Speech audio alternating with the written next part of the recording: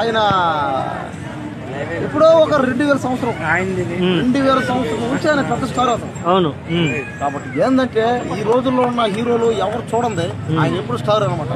కాబట్టి ఆయనకి ఎంత మంది కోట్ల మంది అభిమానులు, ఆ స్టార్ డమ్ము, ఆ సినిమాలు, ఆ క్రేజ్ ఆయన వచ్చింది. కాబట్టి ఏంటంటే నేను చెప్పేదల్లా ఒకటే అన్నా, ఎన్టీఆర్ అన్న చెప్పేదల్లా మీరు రాజకీయాల్లోకి రావు కాదన్నా.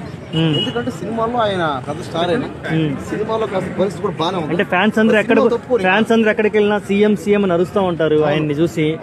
మరి అదంతా చూసినప్పుడు ఆయనకు కూడా ఇంకో విషయం ఏంటంటే కొడాలి నాని గారితో సీక్రెట్ గా మంతనాలు జరుగుతున్నారు, కొత్త పార్టీ పెట్టే అవకాశం ఉందనే వార్త వస్తుంది. దాని మీద ఏమంటావు? వీటన్నిటి గురించి ఏమంటావు? అంటే ఇవన్నీ చూస్తూ ఉంటే పుకారులు, ఇందులో ఎంత నిజమో ఎంత అబద్ధమో నాకైతే తెలీదు. నేను చెప్పేది ఏంటంటే ఎన్టీఆర్ గారు సినిమా ఫీల్డ్ లో ఉంటే బెటర్ అనమాట. ఎవరైనా ఆ ఫీల్డ్ లో ఉంటే బెటర్. ఆ ఫీల్డ్ తప్పుకొని వేరే ఫీల్డ్ లో పోయి